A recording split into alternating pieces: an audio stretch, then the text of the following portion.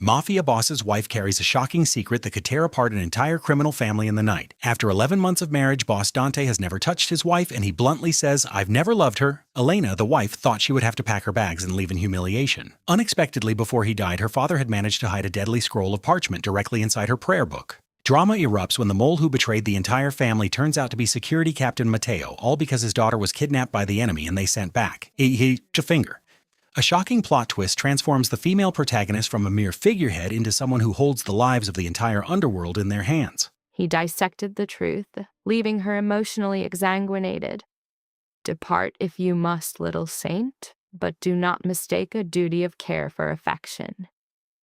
The speaker was Dante Salvatore, a mafia principal whose presence silenced other men capable of feigned mercy during a termination. Elena Bellini had cohabitated with him for 11 months as his wife, never acclimating to his proximity. She recognized the pressure of his quiet, the sound of the black rosary against his fist, his avoidance of all non-essential physical contact. She also understood hope was a self-defeating impulse. In 2 minutes, she would exit his residence. In 2 hours, half of Chicago would be searching for her. The object she carried into the night was contained in a leather tube, yet potent enough to fracture a criminal syndicate. The secret her father concealed before his death would either exonerate Dante Salvatore or conclude what affection never initiated. Chapter 1. The Study. He spoke it like a clinical diagnosis. The rosary was the first auditory cue. Click, click, click, black onyx striking knuckles. The slow rhythmic sound was more menacing than rage. I was positioned outside Dante's study, a silver tray cooling in my grasp, the espresso becoming bitter as men inside discussed homicide in low Italian. The door was ajar, a common tactic to remind the household of the source of their security. "Suboptimal," a voice stated. "He encroached on my territory," Dante replied. That was sufficient. A chair moved, followed by an impact consistent with a body hitting a desk. I maintained a neutral expression. After 11 months in the Salvatore house, I understood stillness was a form of communication. The marble beneath my slippers had the cold quality of church stone. Below, generators produced a low hum. Above, a woman legally bound to Chicago's most formidable man stood outside his office, balancing cups in a facsimile of a normal marital routine. The door opened with enough velocity to disturb the tray. Matteo Bianchi, Dante's chief of security, emerged first. His masseter muscle was clenched. His cuff showed blood not belonging to him. "Signora," he acknowledged. I had an aversion to that title, not for its inaccuracy, but for its correctness in all the wrong contexts. I entered. Dante was across the room by the windows, his jacket unfastened, tie removed, sleeves rolled once at the forearm. The study's atmosphere was a compound of cedar, gun oil, and the cold infiltrating through the old glass. A male subject was on the carpet, flanked by 2 guards. His respiration was shallow. Dante disregarded the espresso. His focus was a map on the desk, one hand anchoring it, the other clenching as if reacquainting itself with its own structure. It was then I observed the fresh blood on his knuckles. My gaze was drawn to it involuntarily, so was his. "Leave it," he instructed. The command could have referred to the tray, the room, or my line of inquiry. With Dante, verbs were often applied broadly. I placed the espresso on the table. The subject on the carpet made a liquid sound. I should have retreated. A rational woman would have, but the blood was already moving toward Dante's wrist. Without conscious thought, devoid of strategy, ignoring my own foolishness, I traversed the room, took the linen napkin from the tray, and reached for his hand. The room's emotional climate shifted. I registered it first in the guards, then in the man on the floor who observed through a swollen eye, as if witnessing someone placing a hand in a predator's mouth. Dante's fingers contracted once, an instinctual motion powerful enough to restrain me. He did not. I proceeded to lift his hand. The skin over his knuckles was lacerated. I wound the linen around the injury with a level of care incongruous with the setting. He observed the top of my head. The beads made a single sound against his ring as he shifted. "No one has treated that wound," I said as the silence was more unsettling. "It will reopen." His voice was low. "Are you issuing a directive?" "No." I secured the linen. "I am preserving Teresa's carpet." One guard emitted a noise that could have been a suppressed laugh had he been suicidal. Dante then made direct eye contact. His eyes were dark enough to render his expression ambiguous. A small scar was visible at his temple, a subject I knew not to probe, alongside a line near his mouth that manifested only during episodes of extreme anger. He possessed power as other men possess coats, wearing it daily and without thought, as if it had molded to him. "Little saint," he remarked, not with tenderness, but as a clinical observation. He had first used that label 3 weeks after our wedding, when I had requested food be sent to an injured guard. He had said it then, as he said it now, implying sanctity was either a form of naivete or an inconvenience. I released his hand. The man on the floor was removed. The guards exited. Matteo closed the door. The study became quiet with the specific tension of a space recently host to violence. Silent, but not empty. Dante tested the knot on the linen. "You belong upstairs." I was delivering coffee. "You should not be outside this room either." I observed the map, the bloodstain near its margin, the untouched espresso between us. And yet, a micro-expression shifted on his face. Not warmth. Perhaps it was recognition that my fear was no longer acute enough to require concealment. This was a consequence of his own conditioning. He married me 11 months prior in a chapel with 6 witnesses, 2 visible firearms, and 1 sentence that altered my existence. "You will be under my protection." There were no meaningful vows, no promises for a future, but protection is a potent word when you are 24, grieving and naive enough to believe proximity to safety might evolve into affection. I had not planned the confrontation. My intent was to retrieve the tray, return upstairs, and maintain what remained of my dignity.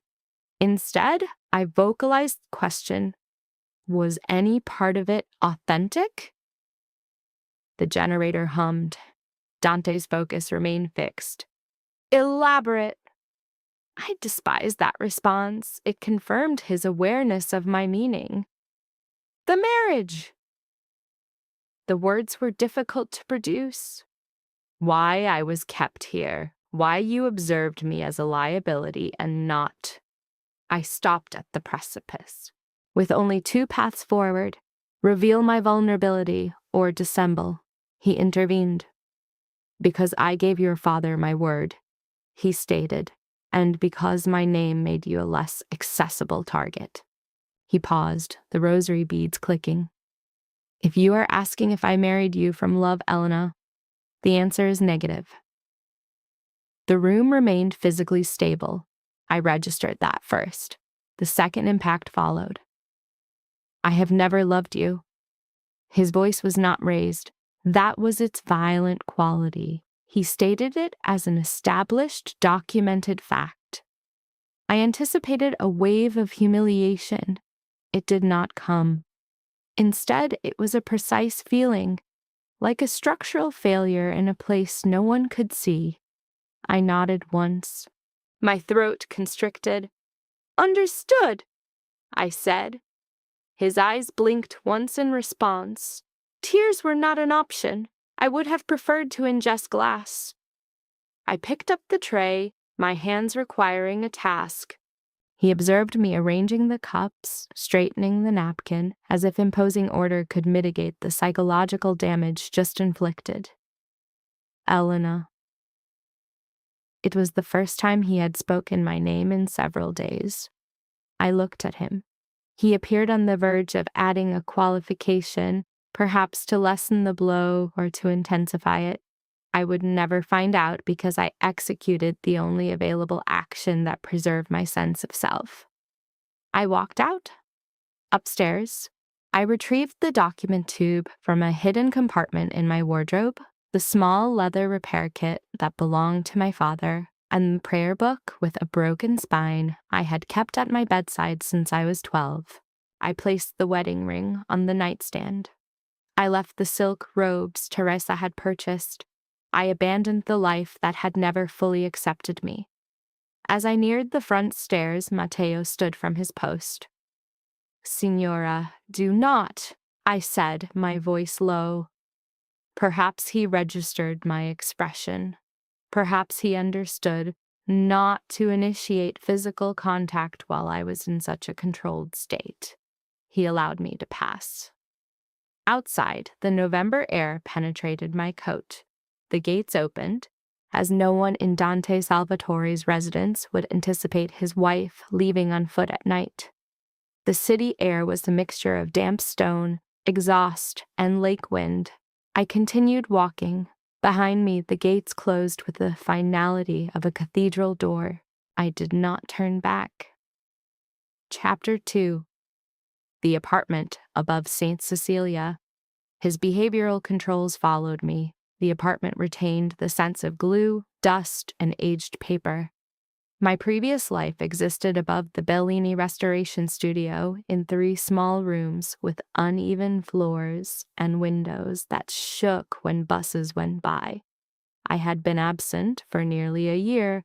Dante's operatives had secured it after the wedding, storing my equipment and deeming it unsafe. When I unlocked the door at 3 a.m, the air was a sensory memory. Paste, linen, lavender soap, the faint trace of my father's tobacco smoke in the bookshelves. A life of normal human proportions. I remained in the dark, my bag on my shoulder, and wept for precisely 23 seconds. The cause was not Dante's injury to me, although that was a factor. It was not my disappointed hope, although that existed. I cried because the apartment still felt like my own territory, after so many reasons it should not. Then I dried my face, placed my father's kit on the table, and verified the locks. At 8, there was a knock. I opened the door with a letter opener in my hand. Paolo Greco looked at the improvised weapon, then at me, and sighed, as if my actions had disrupted his morning meal. He was a large man, broad-shouldered, with a trimmed, dark beard and an expensive coat tight across a frame that suggested a constant proximity to violence. 2 enforcers flanked him. Down the corridor, a familiar medical professional, Dr. Mia Ferraro, stood with her leather satchel. Buongiorno! Paolo initiated contact. To say you appear well would be a falsehood, and my respect for the dead precludes mourning deceptions. The subject, Elena, remained non-responsive. He presented a paper bag. Teresa scents Sfogliatelle. I have black coffee for its bitterness, and protein bars for myself, as my existence is a form of incarceration. No. Mia exhibited a dismissive eye roll, a common reaction to his ritualistic complaints. It is not a choice, but a submission to necessity. Illogically, the subject's mouth twitched. Paolo noted the micro-expression, signaling it as a vindication of his method. In confirmation, the subject is responsive. State your purpose here, she inquired. His demeanor shifted, the comedic facade receding to reveal a latent threat without any change in expression. Because you abrogated salvatory protection without authorization, and now every low-level operator with a weapon and a hypothesis views you as a viable target. You are referring to Dante's hypothesis? I refer to Chicago's assessment. He scanned the area behind her. Will you grant us entry, or will you attempt to neutralize us individually due to my lack of cardiovascular training? A rational response would have been denial. She receded instead. They entered with the controlled economy of motion typical of individuals accustomed to hostile environments. Paolo placed the bag with care before surveying the kitchen. A deficit of sustenance, he observed with theatrical sorrow. Signora, what is the nature of this defiant behavior? It is the kind involving a clandestine midnight departure. Understood. He nodded, conflating emotional trauma and malnutrition as related clinical issues. A tactical retreat. Mia placed her bag on the table, assessing the subject with the sharp acuity of a medic experienced in treating individuals who prevaricate. Do you have any injuries? Negative. Sleep? Negative. Good, she stated. Honesty is a positive indicator. Paolo was already assessing the space for structural vulnerabilities and potential entry points. The boss mandates a 4-man rotation, all curtains drawn post-dusk, and prior notification before any movement. I do not accept his directives. Then accept mine, he offered with forced cheer. I'm exceptionally agreeable. The subject crossed her arms. You're not possible. Also, a valid observation. He maintained the smile as he repositioned a chair near the door, straddled it, and placed a handgun in clear view upon the table. The ambient temperature seemed to drop. That element, he clarified, is non-negotiable. A tightening in her chest was noted. The bells of St. Cecilia's sounded 9 times, a former signal of normalcy. She registered the psychological impact of fear infiltrating a familiar space, making every object feel complicit in her distress. I returned here, seeking a single space that felt autonomous, she stated. If Dante requires a prison, he can construct a new one.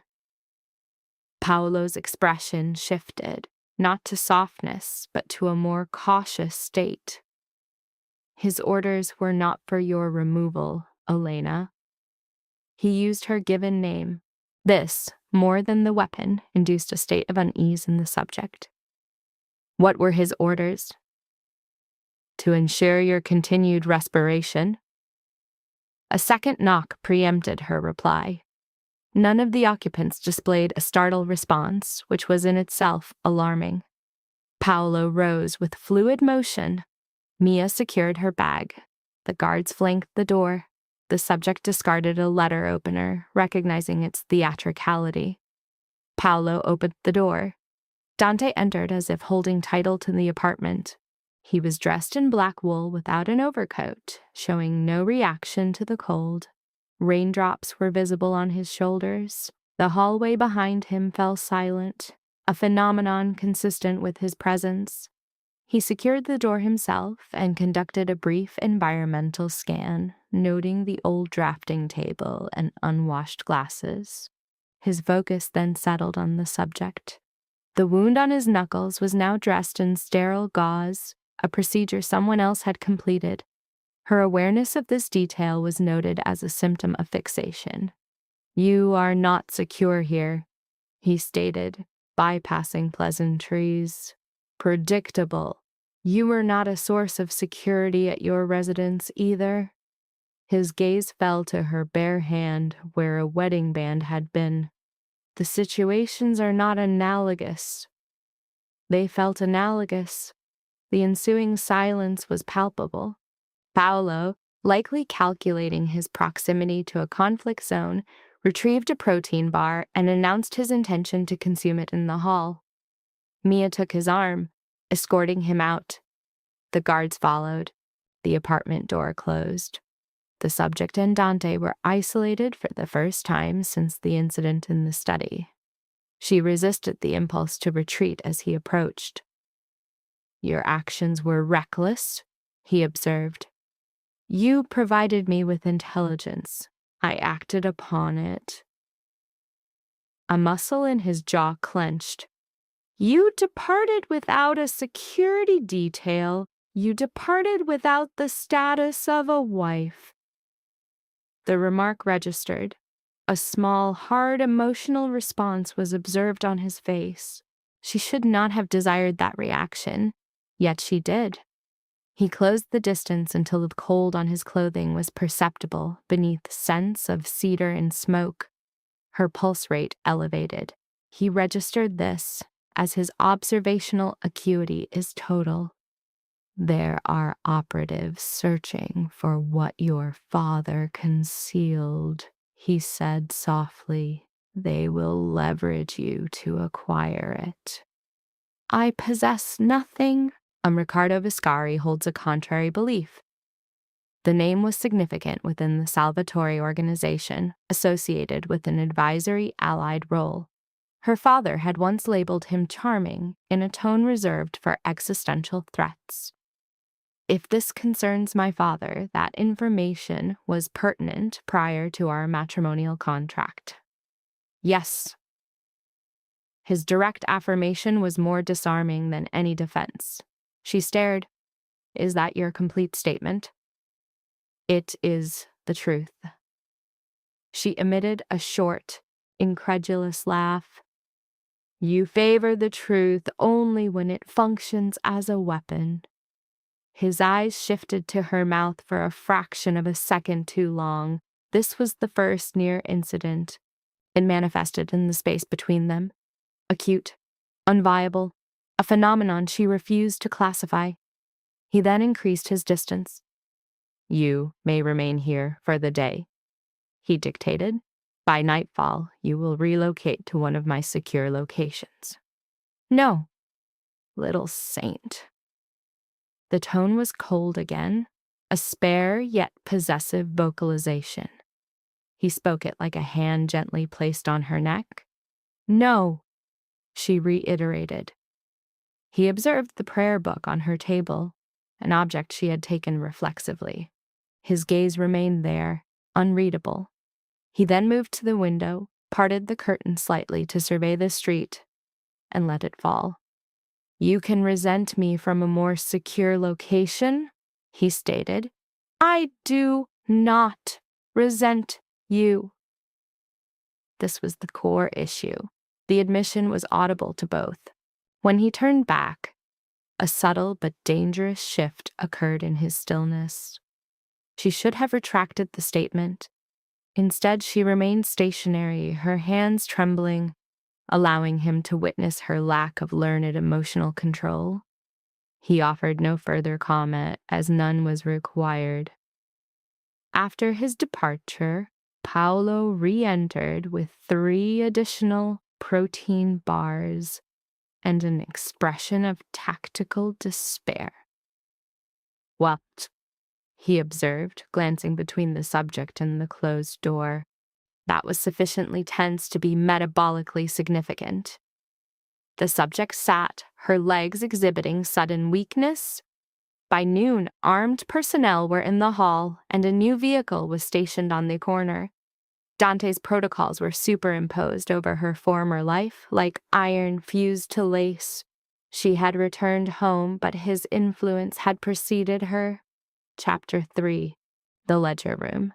He was aware of which pages were gone. By afternoon, the apartment's function as a refuge had degraded. It was now a monitored archive.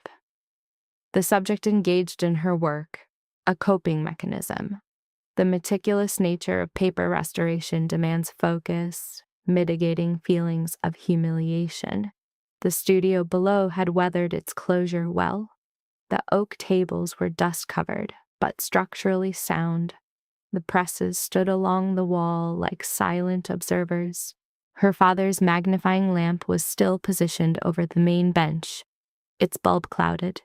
When activated, its yellow light created the illusion that the room was occupied by the sum of all their careful hours spent there.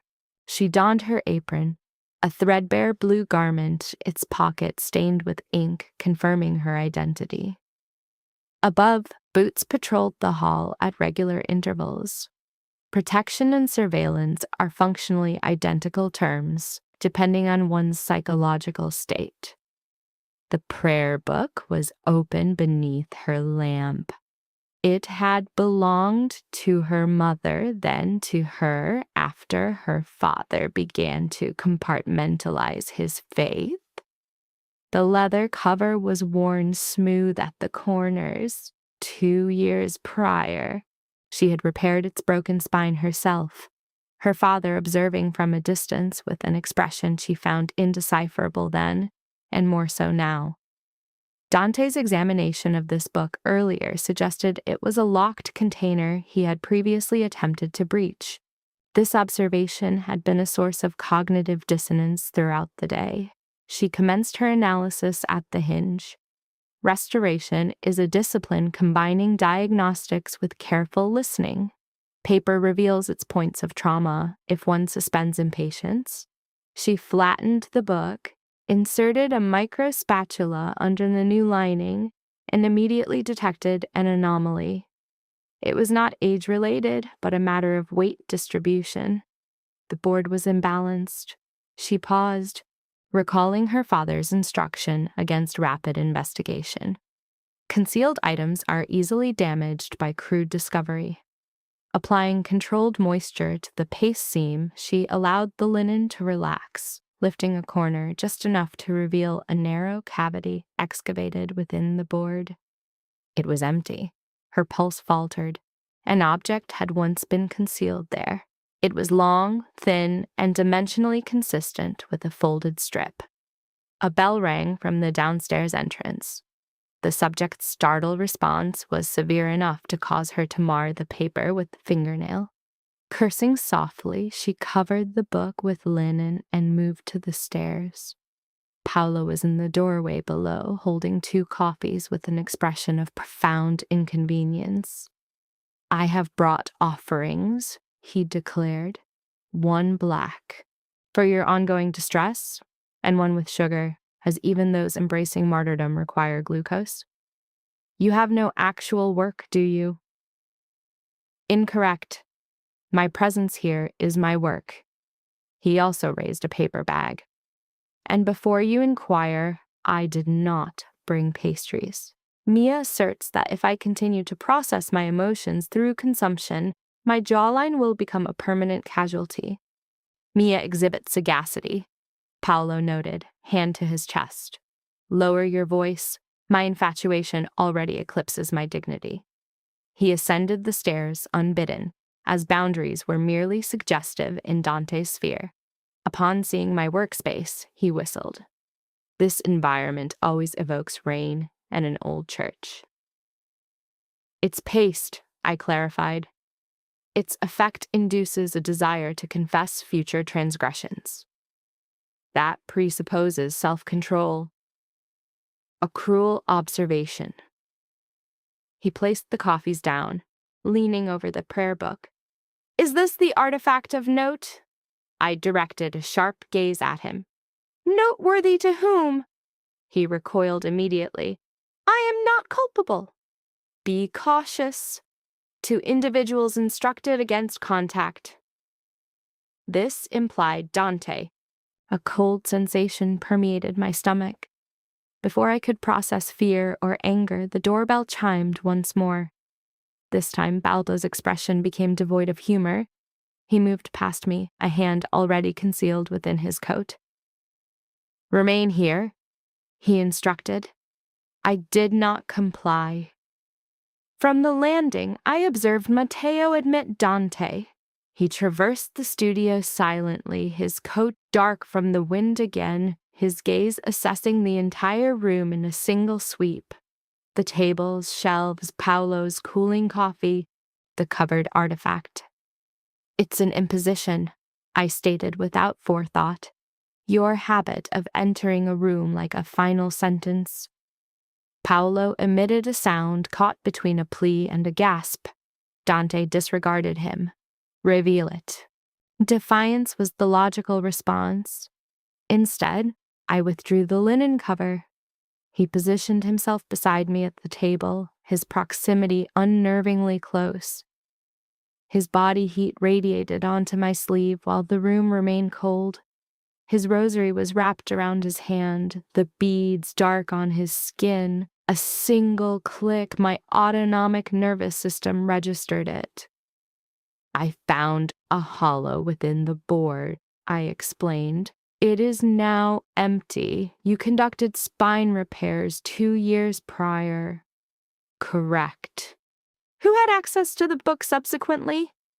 "My father and myself. No other party." Dante examined the exposed hinge, then me. "Are you certain?" I turned, offended by the insinuation. "This is my expertise." He maintained eye contact. "I am aware." The words felt strange, not a dismissal or doubt, but something more unsettling. Acknowledgement. This was the second near incident. Not a physical one, but a quieter, more perilous kind. The sensation of being assessed precisely at the core of my competence. I indicated the board. "There is further evidence." With the lamp, I angled the paper to catch the light. At the gutter, beneath the old flyleaf, faint scoring indicated where a strip had been repeatedly inserted and removed. "Indicative of recurrent use," I stated. This was not a singular concealment. Paolo observed us like a spectator to a holy event, awaiting the financial implications. Dante's expression hardened. "Your father was conducting an operation without my knowledge to ensure your survival." A clean, swift anger flared. Then perhaps the city's inhabitants should cease determining what constitutes my survival. Before a response could be made, glass shattered at the rear window. Matteo dropped to the floor. Paolo forced me down by the shoulder before my mind processed the event. The room erupted in noise.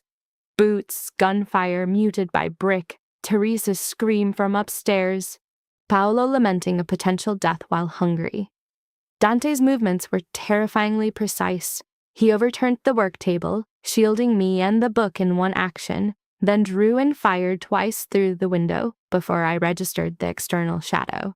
The scent of cordite filled the paste-scented air. "Stay down," he commanded. I offered no argument this time. The gunfire ceased as quickly as it began. Sirens echoed distantly. Matteo spoke into a radio. Near my ear, Paolo mumbled, "If I'm shot before Mia agrees to dinner, I will haunt every one of you." I looked up.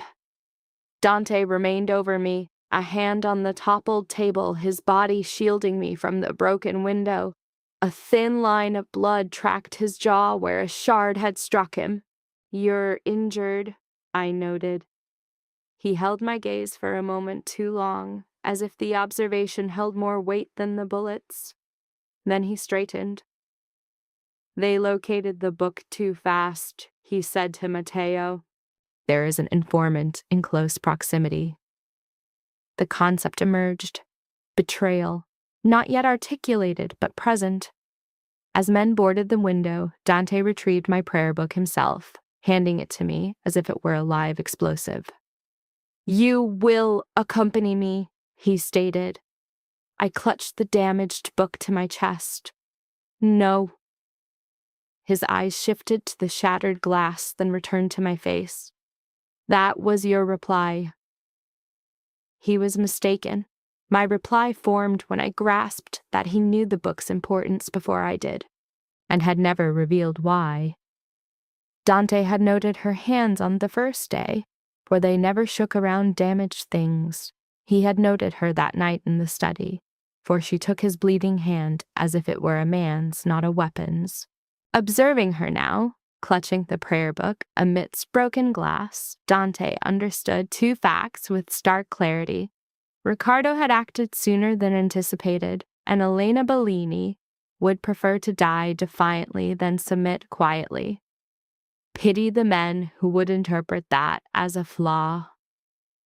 Chapter 4: The Chapel Stairwell. His hand found my waist in the darkness. Dante did not return me to the Salvatore residence. He brought me to the chapel at the estate's northern edge, where his family interred their dead and held their sensitive discussions. It stood behind the main house among bare cypress trees, stone-faced and secluded, the sort of structure wealthy Catholics erect to keep God accessible but not intrusive. By our arrival, the evening had settled into a profound blue darkness. The air held the scent of damp leaves and lake wind. Armed personnel moved silently through the grounds, their radios emitting soft static. No one looked at me directly. They never did when Dante was near. The chapel doors, made of walnut, were heavy enough to feel conclusive when shut. Inside, votive candles in red glass burned before the altar.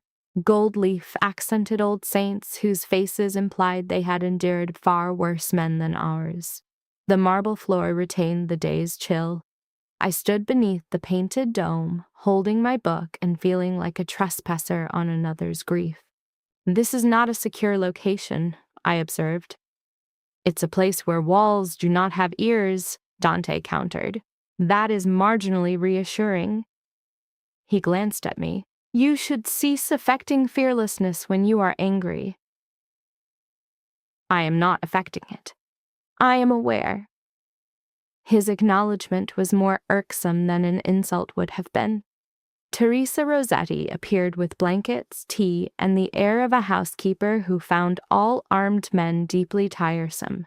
Her silver hair was in a neat bun, her hands capable, belonging to a woman who had managed Salvatore House longer than Dante had commanded it. "You appear pale," she told me. "Sit down. I am fine." "That isn't my assessment." She touched my cheek gently and some internal structure nearly failed. Teresa represented the only kindness in that mansion not freighted with ambiguity. She had brought me cannoli on sleepless nights, left books by my door, and never inquired why I wept in a house with heated floors and 14 bedrooms. She now draped a blanket over my shoulders, as if I were still a person deserving of care. Dante observed from the front pew without remark, elbow on his knee, his rosary moving through his fingers, bead by bead. Click, click, click. I detested the sound. Yet I waited for it. Paolo came 10 minutes later with 3 garment bags, a first aid kit, and an expression of pure martyrdom. "For the record," he announced, "I died heroically while transporting carbohydrates I was forbidden to consume." Mia followed him in and struck his shoulder. "You are carrying shirts. Metaphorically, they are pastries." Even Teresa offered a smile. Mia tended to the cut on Dante's jaw first. He allowed her to clean it silently, his gaze fixed on the candles beyond us. When the swab neared his temple, his expression shifted so quickly I might have missed it if I had not been watching. A complete ancient withdrawal, not of pain but of memory. He rose before she was done. "I am fine." "You are misrepresenting the truth," Mia said. "It will mend." Indeed, men of your type are regrettably resilient. Paolo took this as his cue to search the garment bags, producing a black sweater. "Boss, wear this before Teresa has me interred for letting you get pneumonia." Dante accepted the sweater. As he pulled the blood-stained shirt over his head, I averted my eyes too late. Scars patterned his ribs in pale, orderly lines. A thicker mark ran beneath his shoulder blade, old, unsightly, and thoroughly healed. But the burn scar near his collarbone, ragged and crescent-shaped, held my attention, as if flame had once attempted to claim him. I lowered my gaze instantly. That was the third near event. Nothing physical occurred, yet my entire being recognized a boundary had been crossed. "Upstairs," Teresa directed me, her tone suggesting she could interpret rooms and faces with equal skill. "A bedroom has been made ready." I complied because remaining would have revealed too much. The chapel's upper chambers once accommodated visiting priests. Now they contained unassuming furniture, locked drawers, and windows too narrow for comfort. I placed my prayer book on the desk and attempted to organize my thoughts. My father had concealed something within it. Dante possessed enough information to be concerned that Riccardo Viscari was maneuvering faster than he preferred, and beneath it all, a more severe truth persisted. I had loved a man who had never solicited that affection. A knock sounded.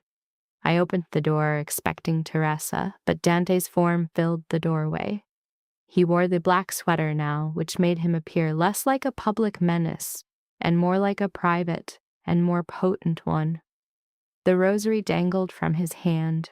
Hallway candlelight carved his features into an almost weary relief. "We must speak," he said. Subject Dante initiated with a paradoxical statement on their chronic communication failure.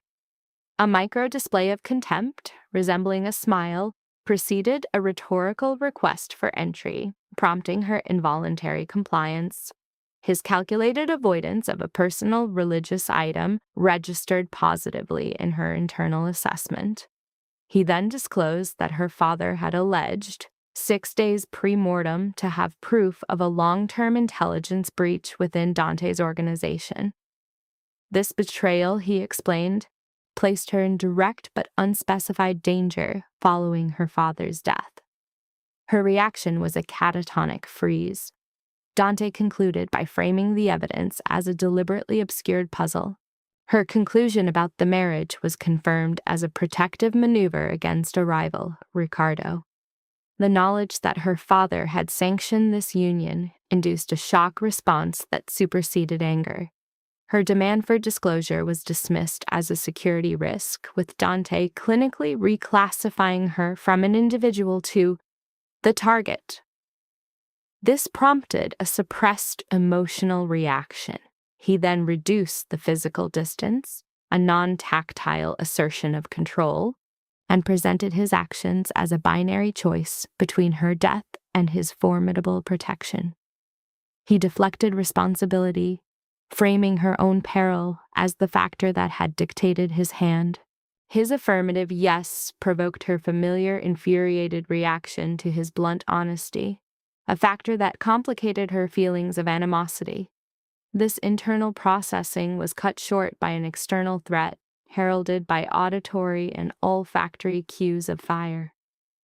Dante's demeanor shifted instantly into a state of primal threat response.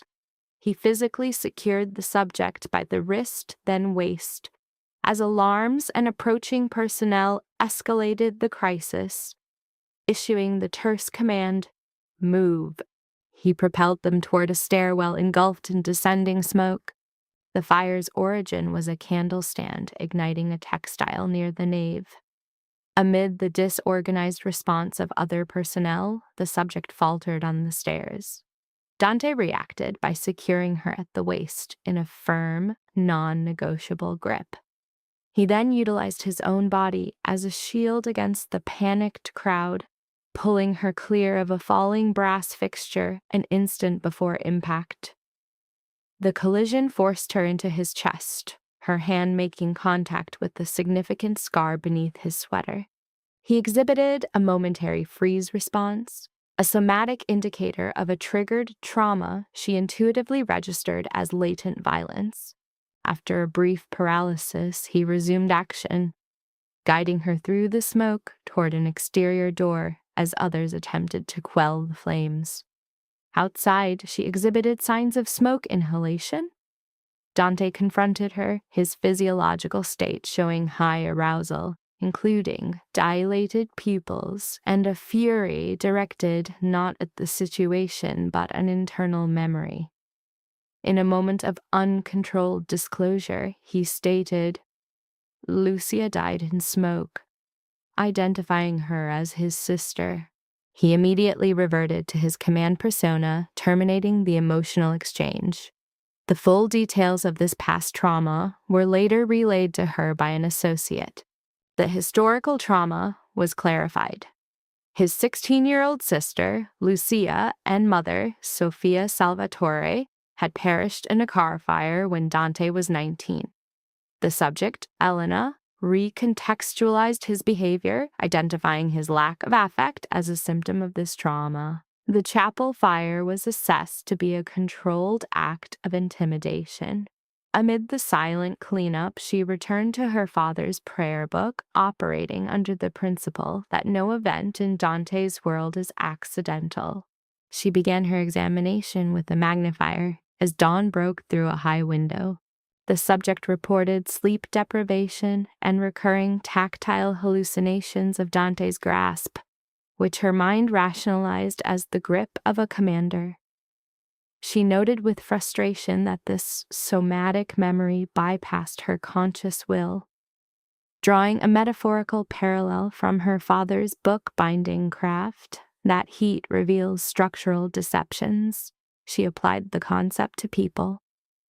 Examining a fire-warmed flyleaf, she discovered that the heat had made latent pressure marks visible on the paper, the clear indentations left by her father's hand. She analyzed the indentations as thin and disciplined. Application of graphite powder revealed fragments of logistical data, names, shipping dates, and coded initials. One entry was scored with significantly more pressure. El Salvatore route. Viscari cleared. The name Lucia triggered an acute physiological stress response. At that moment, Dante appeared soundlessly behind her, causing her to startle. His presence was described as an atmospheric shift, an unannounced assertion of dominance, with a rosary coiled around his fist. "You found something," he stated as fact. She countered by suggesting he knew her father kept records. He conceded only to knowing of his fear.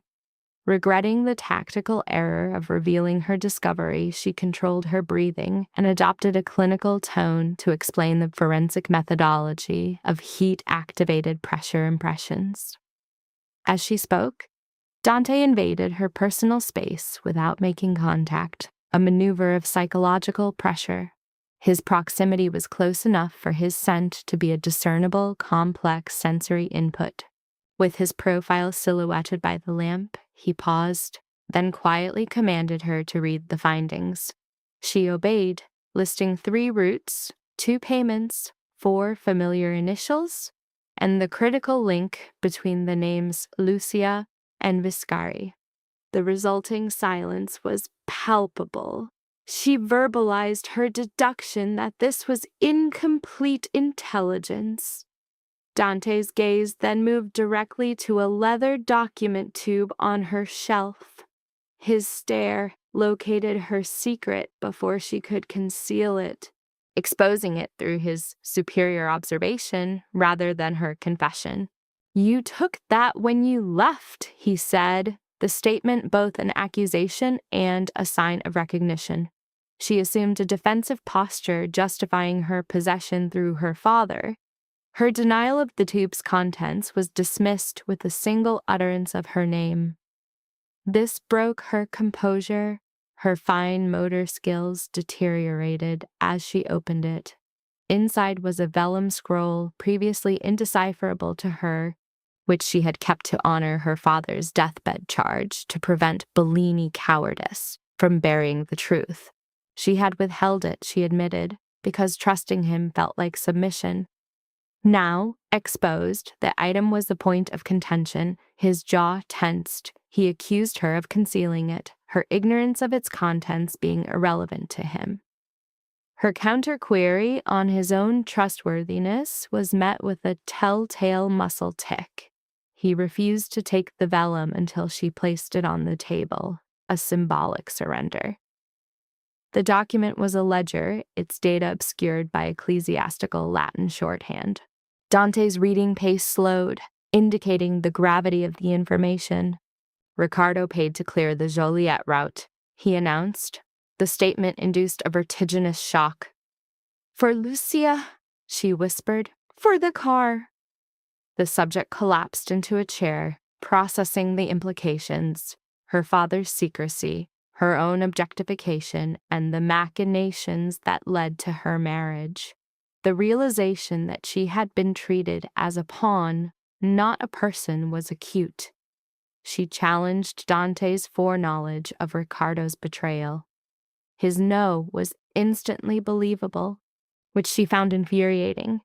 His focus then shifted to the fire-damaged book. "You restored this yourself." "Yes," she confirmed, before using the book as a metaphor for their opposing worldviews.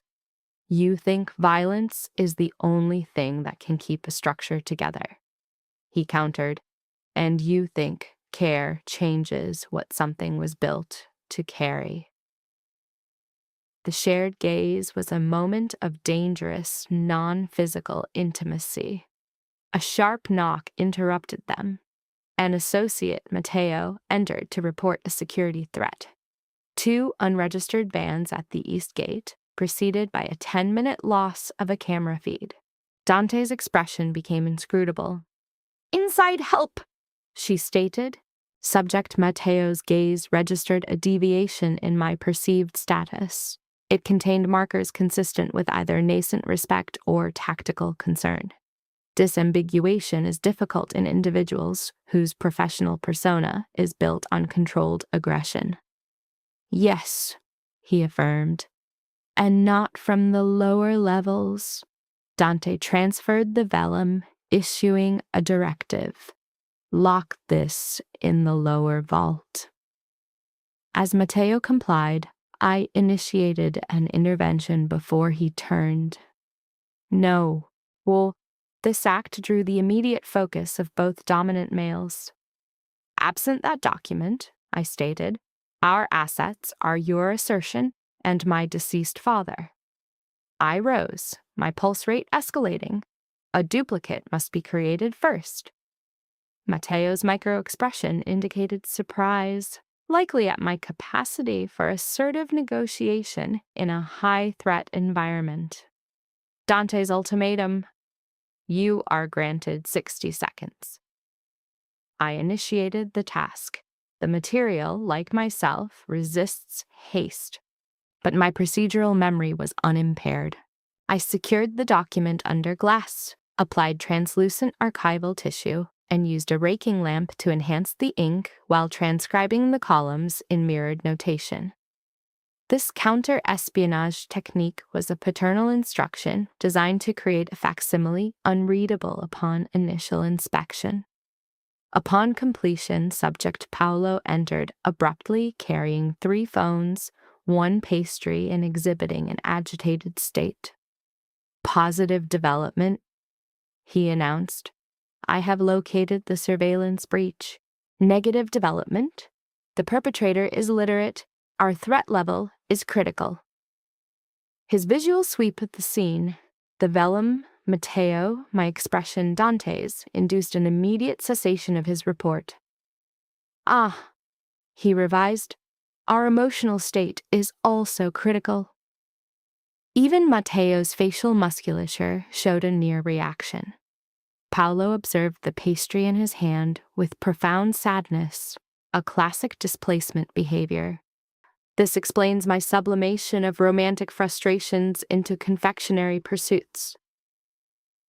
"Mia did not prepare that," Matteo noted clinically. Paolo clutched the item protectively, a response to perceived social hostility. I emitted a brief, involuntary laugh, a necessary stress release mechanism. Dante registered it. His focus shifted. his facial tension momentarily easing. The moment was truncated by an auditory report of gunfire from Matteo's radio. The room's emotional tenor dropped. Dante oriented to the door. "She is not to be moved without escort." Matteo acknowledged with a nod and departed. Paolo's levity vanished. "Boss." Acknowledged. Dante's gaze returned to me, displaying not distance but a highly directed fury. "We have an internal traitor," he stated. "The suspicion is now a confirmed fact." For the first time in my observation, Dante Salvatore exhibited nonverbal cues consistent with fear regarding the implications of an internal breach. Case file. 6. Underpass incident. Subject sustained injury, yet prioritized my security. Relocation was initiated pre-dusk, a response to the eastern perimeter attack, which was determined to be a strategic feint. It served as a psychological operation by the antagonist, Riccardo, demonstrating his operational reach. By 1800 hours, the chapel's perceived security was compromised. By 1900 hours, Matteo had enacted 2 convoy route deviations. By 2000 hours, the pretense of rest was abandoned by all. I was positioned in the rear of an armored sedan, a prayer book on my lap, the copied ledger concealed on my person. The Chicago cityscape passed as smears of sodium vapor orange and wet black. The environment consisted of bridges, industrial facades, and the river's metallic reflection. Matteo operated our vehicle. Paolo occupied the secondary car with Mia, whose refusal to remain at the estate signaled a rejection of a passive role. "Seatbelt!" Dante commanded. I looked up. He was adjacent, his hand braced for stability, his gaze fixed on the side mirror. He was attired in charcoal wool and a tie of a shade inconsistent with clerical standards. The absence of a visible weapon implied at least 3 were concealed. A soft click, the rosary against his ring, accompanied a hand flexion. "I am wearing one." "Good." Gratitude for his vocal control was the expected response. My impulse, however, was to disrupt his emotional regulation to expose an authentic state. "You could attempt a vocalization of concern," I observed. "I am concerned." There is a distinction between being concerned and sounding like a weather report. His mouth showed a micro-muscle reaction.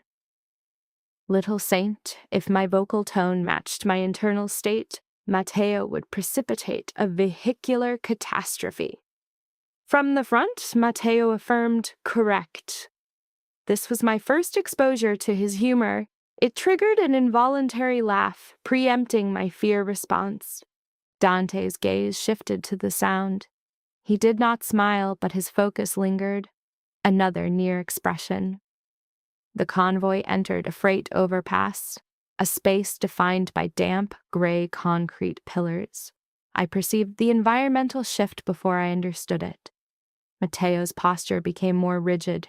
Dante's hand made firm, non-consensual contact with my knee, a purely tactical survival maneuver.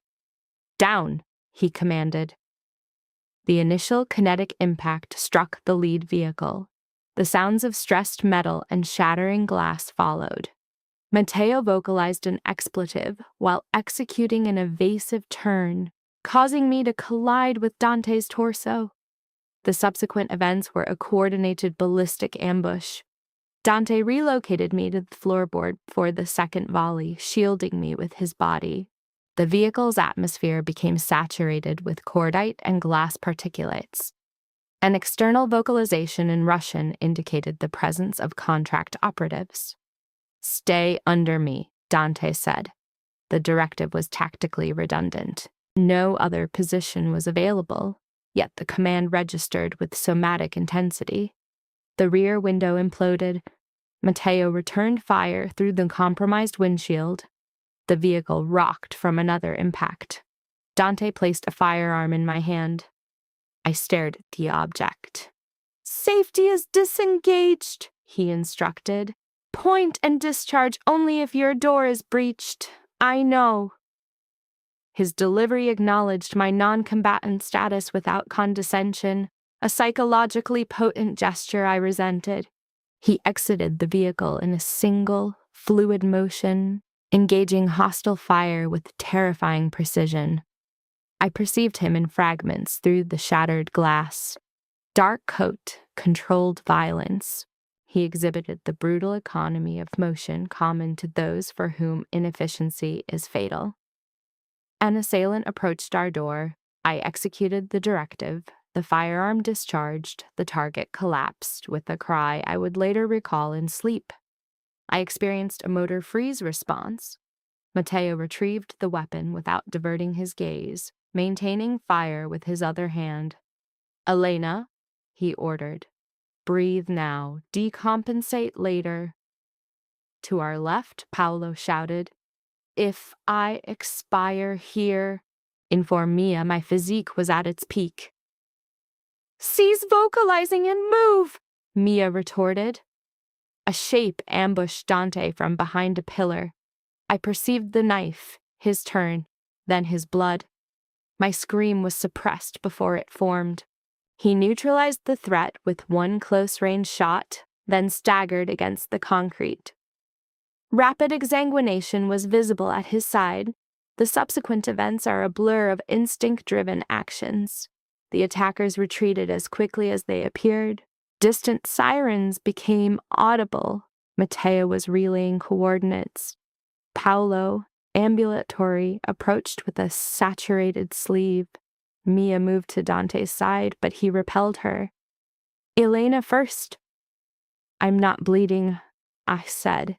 He then conducted a systematic, head-to-toe visual assessment of my person. Only after confirming my physical integrity did he permit Mia to access his wound by cutting his coat. It was then I observed the knife injury. The wound was non-fatal, but complex. Hemorrhaging continued through his white shirt. We were moved to a secure apartment above a defunct warehouse, a space with steel doors and Spartan furnishings. Matteo established a perimeter. Paolo received aid from Mia, dismissing his injuries as decorative. Teresa arrived with supplies before midnight. Her soup is apparently a constant in Dante's post-conflict protocols. I located Dante in a spare room, shirtless by a sink, as Mia sutured his side. "You moved," she said. "You talk too much, you bleed too much, I should have departed." Instead, I retrieved gauze from a cabinet and offered it. After observing my expression, Mia sighed. "Good," she said. "You can prevent him from tearing the stitches." She then left us alone. Dante's hands were braced on the sink as pink-tinged water ran beneath them. One suture was already strained, a predictable outcome. "You are impossible," I said. "So I am told." His voice was attenuated from blood loss, a more frightening indicator than shouting. I closed the distance. He monitored my approach at the mirror. His eyes were too alert for a wounded man. My fingers hovered over the dressing before making contact with his warm skin. A hard muscle contracted once under the pressure. The room's scent was a compound of iodine, old plumbing, and the saline note that clung to him. "You require bed rest. You should have left as I instructed." Would that action have prevented the ambush? No? Then do not expend energy on useless accuracy. After a silent beat, his head tipped, as if suppressing laughter despite his injury. I changed the dressing with more expertise than in the study, informed by knowledge, not shock. His respiration slowed beneath my hands. Mine did not. "You took my hand that night," he said abruptly. I looked up. "In the study," he clarified. "You made no inquiry about my actions. You did not flinch. You saw blood and you wrapped it." The room became very still. "That was foolish," I whispered. "No."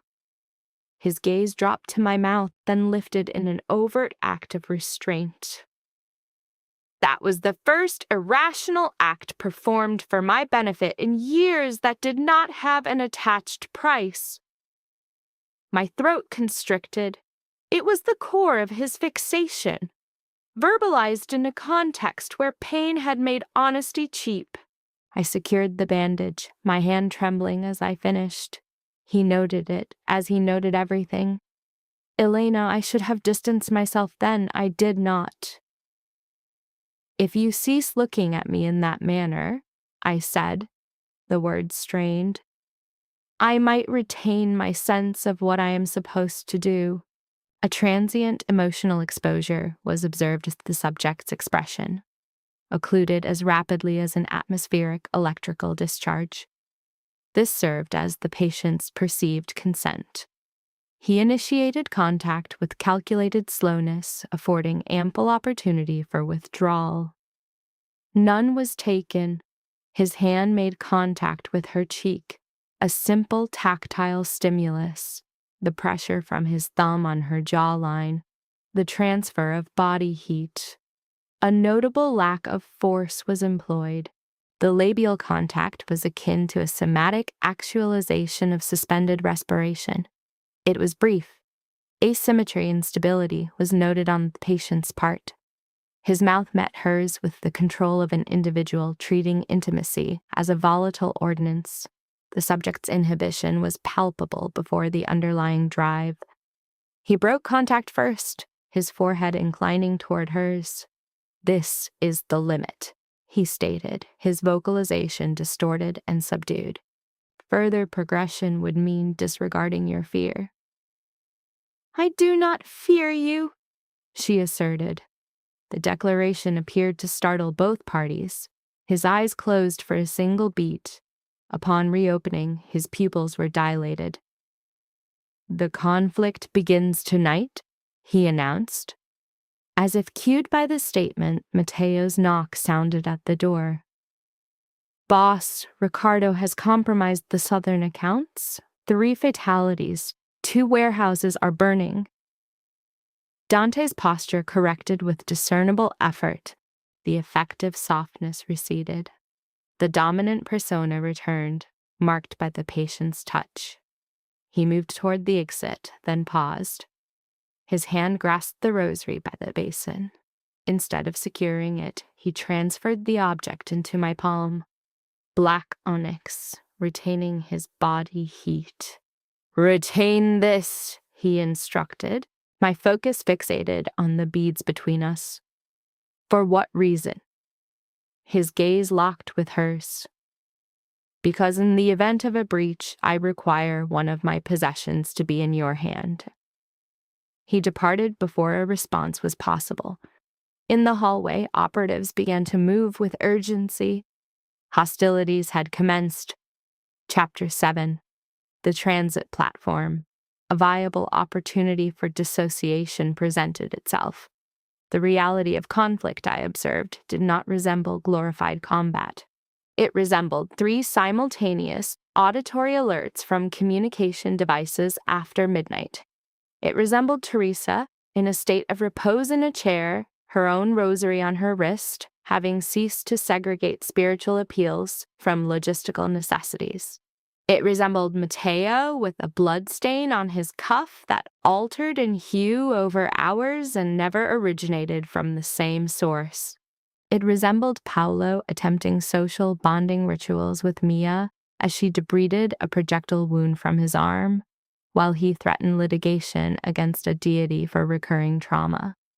It also resembled my presence in the facility's kitchen at 4 a.m, heating water for coffee while consciously ignoring the sound of casualty counts in the adjacent room. By the 3rd day, Dante had transitioned from a man into a kinetic force within the corridors, operating on insufficient sleep and excessive executive function. His caloric intake was minimal. He communicated in brief directives. He made physical contact only incidentally, and these incidents began to feel intentional. The beads he had provided remained in my coat pocket. I rationalized their retention as a method for steadying my hands. This was an incomplete self-assessment. On the fourth night, Paolo intercepted a projectile intended for Matteo. The event occurred on the loading dock when a counterfeit delivery vehicle bypassed the primary security gate. I registered the acoustic reports from the stairwell and responded before being restrained.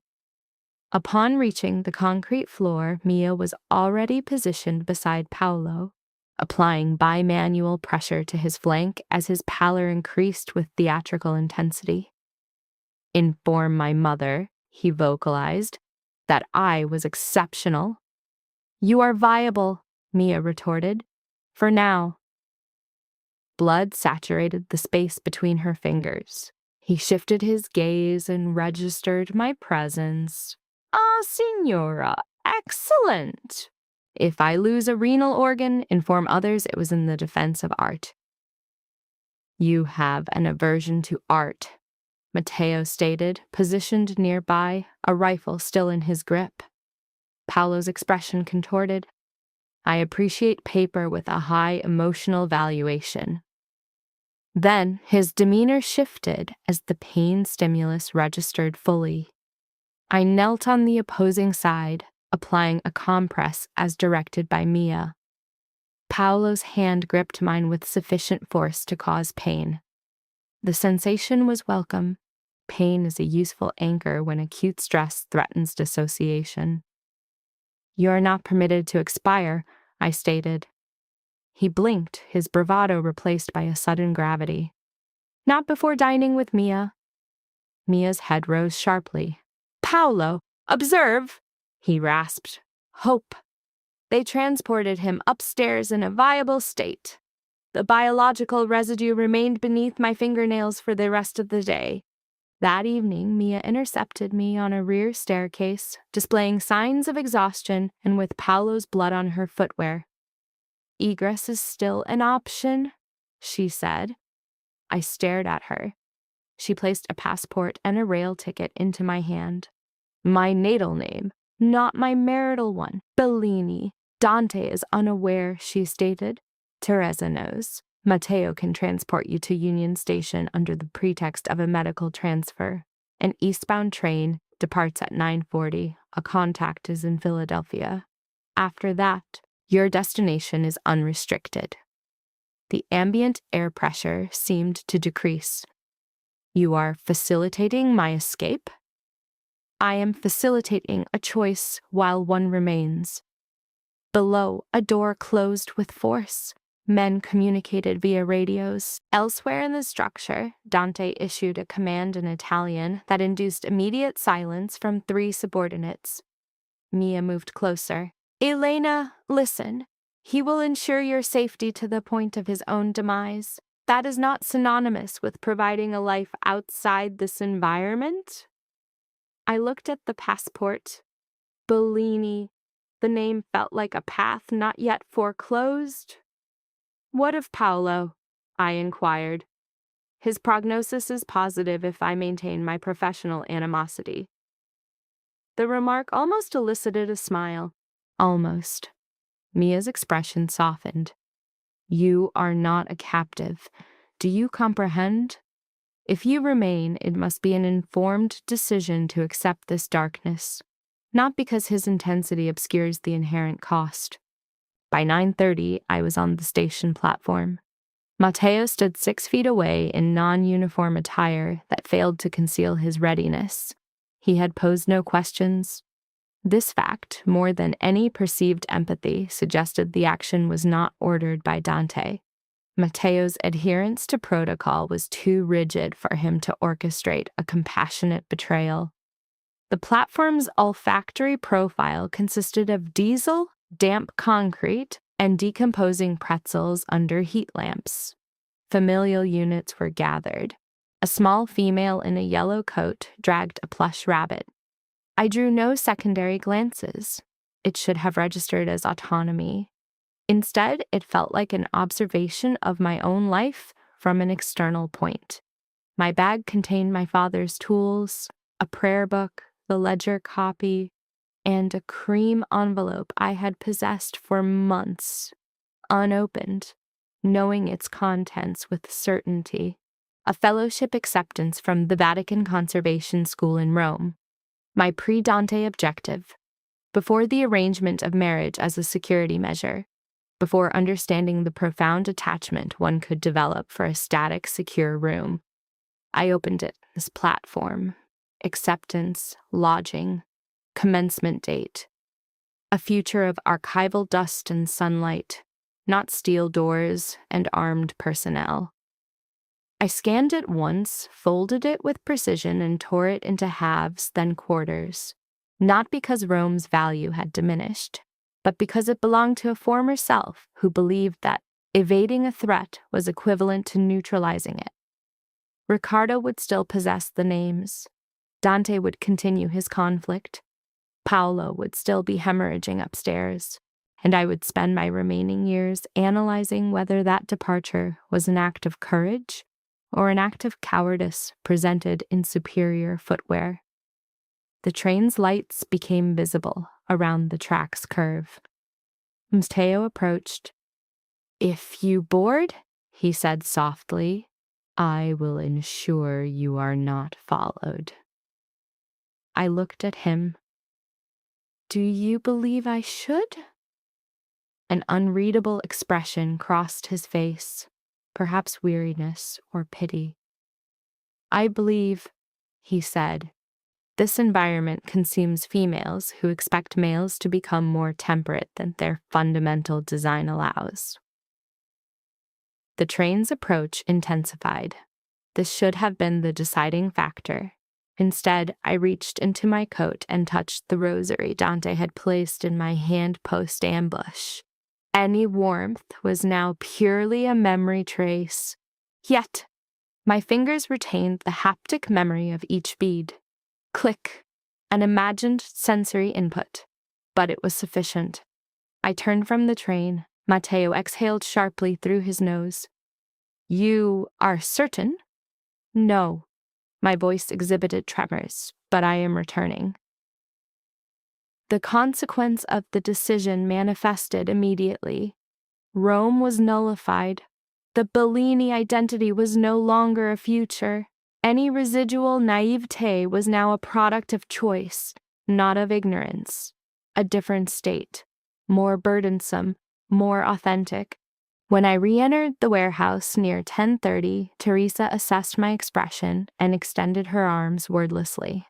I permitted the embrace for 3 seconds before disengaging, knowing a longer duration would trigger a regressive emotional release. Dante was in the operations center.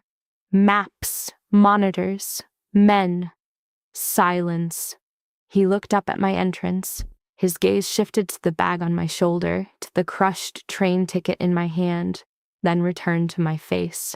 No relief was displayed, no anger, only a containment of emotion so profound it became visible. "You departed," he stated. "The opportunity was present." And I advanced until it was clear to all personnel that I was addressing him exclusively. I returned. There was no movement. Dante's hand gripped the table's edge. The rosary was not there. I retained it. His eyes fell to my pocket once, as if with full awareness. He then gestured to the maps. "Good." Just that. In the presence of his subordinates, only that. But as I turned to ascend the stairs, I felt his gaze follow me like a physical touch he would not permit himself. The egress had been offered. I had re-entered it of my own volition. Chapter 8. The Service Elevator. My assigned guard selected the incorrect floor. The critical error occurred 2 days later, and the responsibility was mine. I had convinced myself I had secured the right to move unescorted within the facility after choosing to remain. This was vanity presented as utility. Conflict does not long reward either trait. Dante had already relocated the ledger copy twice. The original vellum was in a bank deposit box accessible only to him and Matteo. Ricardo's operatives were applying pressure from both the South Docks and the West Route, probing for vulnerabilities, assessing police non-involvement, and setting minor fires to gauge emergency response times. Each passing hour yielded new intelligence, a new rumor, or a new casualty who formerly possessed a name. The subject experienced a desire to assist, though a desire is distinct from a viable strategy. At noon, the operative Matteo entered the upstairs studio, a converted office space designated for her use.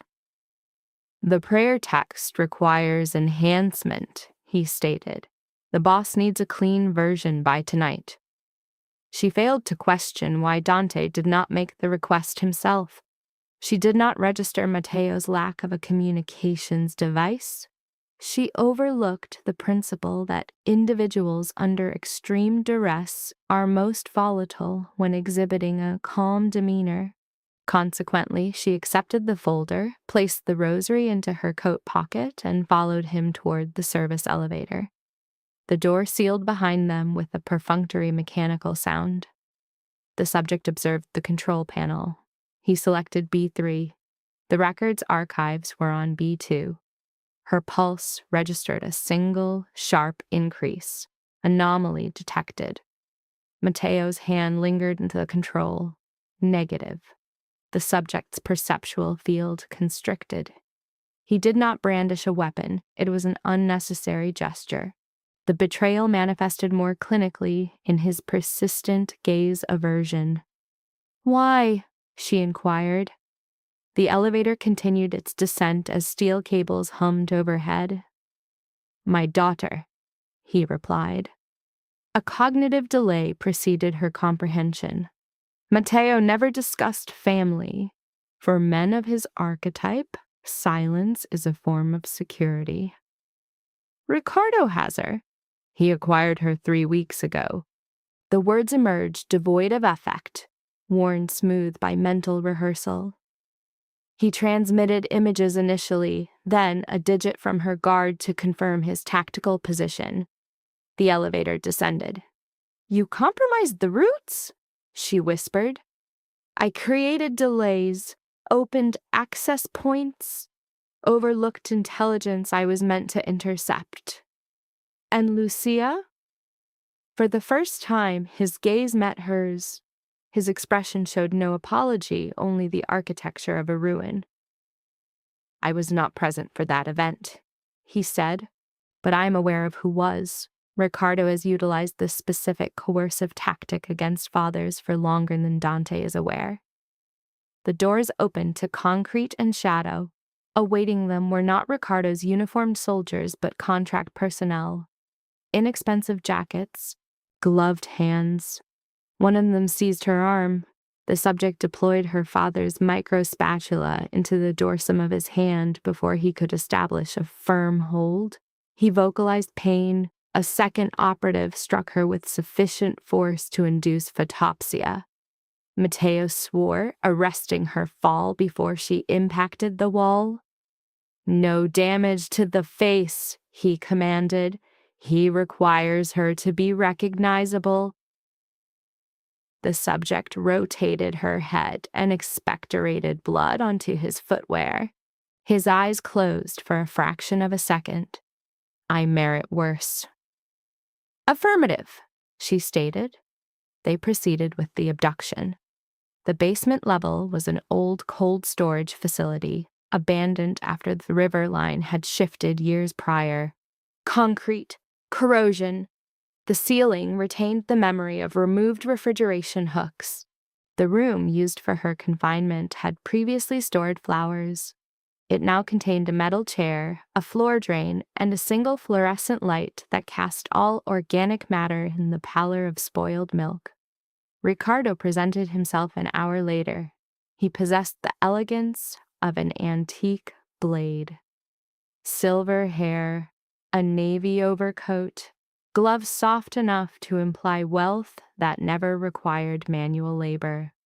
She had encountered him On 2 prior occasions at Salvatore's dinners, he had kissed her cheek, praised Teresa's hospitality, and spoken of Dante with the fondness of a man appraising livestock he had once conditioned. Now his smile suggested they were still at a social gathering. "Elena Bellini," he said, "your resemblance to your father is most pronounced around the eyes." That expression of disappointment, as if existence has failed to meet acceptable archival criteria. She remained silent. He positioned a chair opposite hers and sat.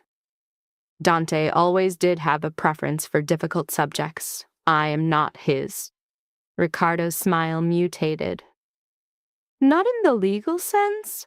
Such documentation can be fabricated, not in the emotional sense. He spread his gloved hands. That data point is of greater interest to me. She maintained his gaze, as terror is disarmed by direct observation. You sold Lucia, she stated. He inclined his head. I allowed an inconvenient logistical path to stay open. A coldness inside her clarified into something pure. She was 16. She was a daughter whose mother planned to extract her from the family unit. He leaned back in his chair. Love makes fools of women primarily and men secondarily. Sophia desired an exit. Dante still conceptualizes love as a spontaneous event that befell him. I was attempting to demonstrate that it is in fact leverage. There it was, the mirroring, not mere malevolence, but a pedagogical impulse, a philosophy of power so absolute it had decayed into a belief system. My father discovered it, she said. Insufficient data, too late. Ricardo's gaze dropped for a moment to her pocket. And now his meticulous daughter carries religious artifacts into a conflict zone and believes it reduces her probability of fracture. Her hand constricted around the rosary through the fabric. He had observed it. It was to be expected. Where is the original ledger? He asked. She offered no response. He sighed. Your father concealed data within repaired book bindings, believing paper possesses more integrity than cowardice. He was correct, but human subjects do not. As he rose to depart, Matteo appeared in the doorway behind him. Their eyes met. For the first time since the elevator, his psychological armor showed a fissure, not sufficient for absolution, but enough to reveal grief. Do not let him harm Teresa, she said. The statement registered. He flinched. After Ricardo's exit, she assessed the room and forced a slower respiratory rate. Metal chair, drain, single light, one rusted radiator pipe near the wall. And on the floor near the baseboard, desiccated flakes of paper mulch from floral packaging. Paper. A smile formed despite her split lip. Her restoration training had provided 3 applicable skills: the effect of heat on adhesives, the way humidity compromises cardboard, and the precise ease with which male subjects underestimate any object that appears delicate.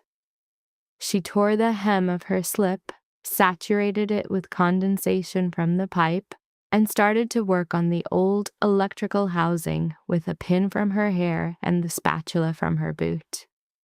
If Dante came, she required a delay. If he did not, she required more than prayer. Matteo's absence registered to Dante like a proprioceptive error. By the time the surveillance footage was found to be on a loop and Elena's workshop was confirmed empty, he understood. Not the specifics, the geometry. Betrayal has a consistent structure. He located the train ticket stub in an upstairs waste bin and nearly fractured his own hand on the wall, because she had returned once, and he had still failed to secure the perimeter behind her. When he observed the rosary was gone from its hook on her coat rack, A state colder than panic took hold. Her taking of it indicated a level of fear sufficient to seek comfort in a tactile object he had touched. Chapter 9. The cold room door. He spoke her name like an injury. The light buzzed, the pipe perspired. Time ceased its linear progression.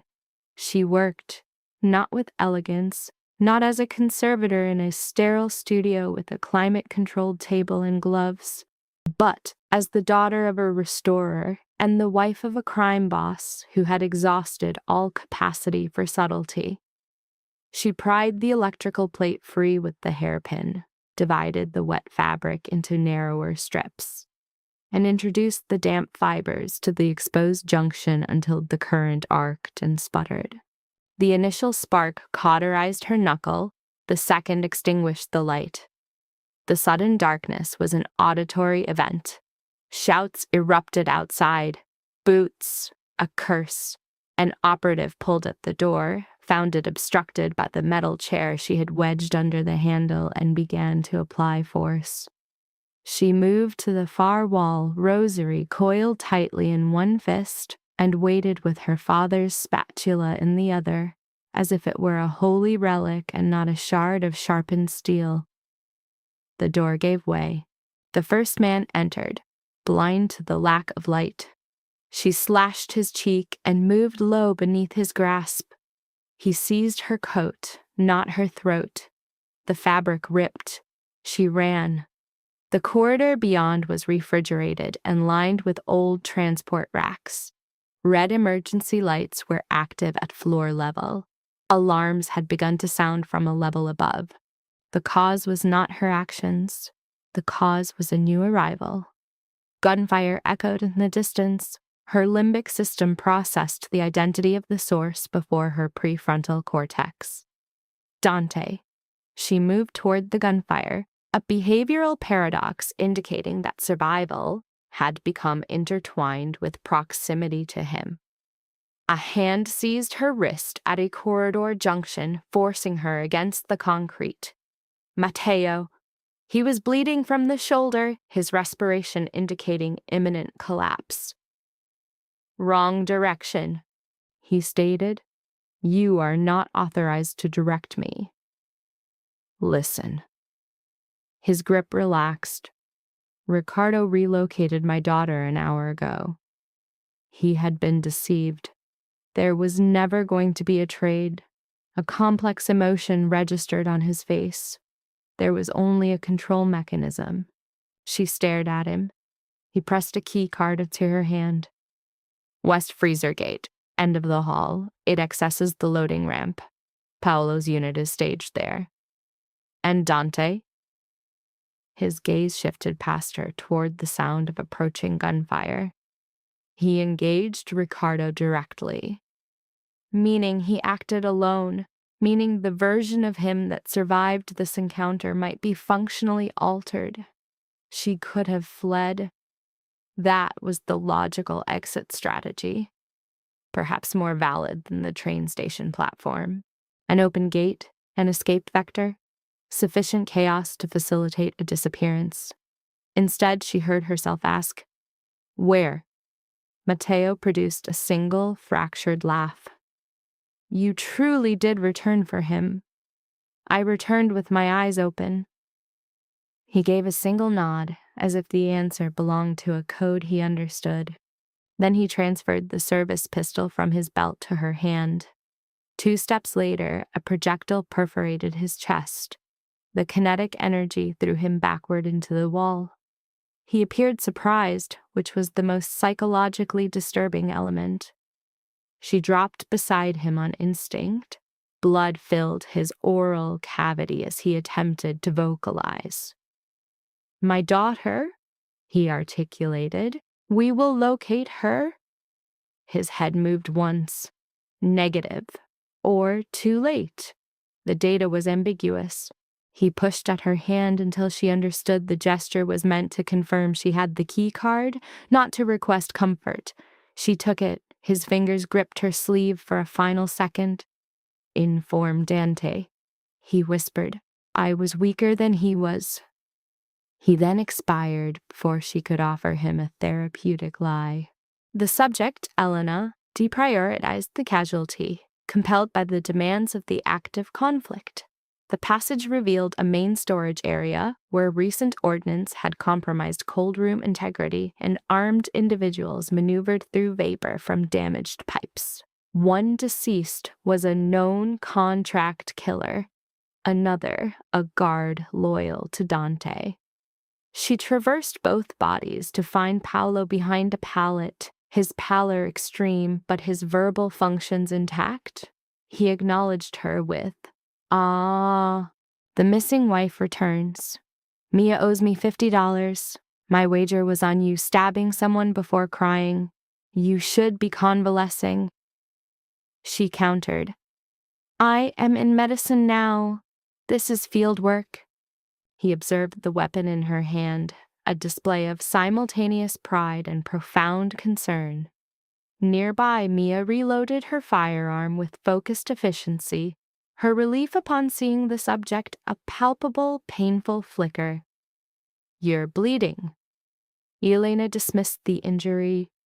"Not enough to be interesting. That sentence alone proves concussion." A heavy, deliberate impact sounded from the office sector, indicating Dante's presence. Paolo registered her facial reaction and objected. "No, absolutely not. If you move toward him, my demise from stress will be immediate." "I require the records or a schematic."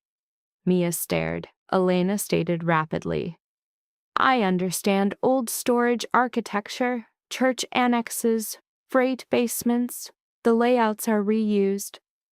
If Ricardo secured the office wing, a secondary service passage exists behind the freezer line for air circulation." Paolo's focus shifted. "I've never been so aroused by logistics." Using chalk from the palette, I sketched the probable corridor on the floor. Matteo's keycard functioned on the access panel precisely where anticipated. Paolo regarded the diagram, then Elena, his levity gone. "You can genuinely navigate us there?" "Yes." Mia intervened before she could proceed. "If you enter, you may witness an act you cannot unsee."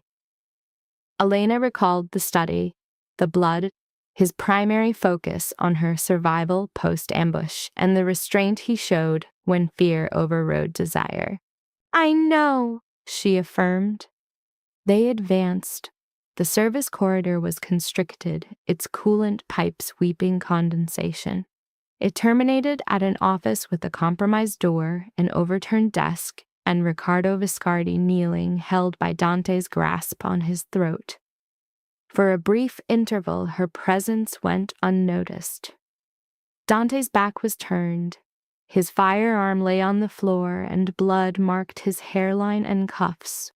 Riccardo's expression toward his captor was one of a man meeting a long-anticipated fate. "Do it," Riccardo rasped. "Fulfill my legacy in you." At that moment, Dante registered her intake of breath and turned. Certain moments define a life with a quietness only recognized in retrospect.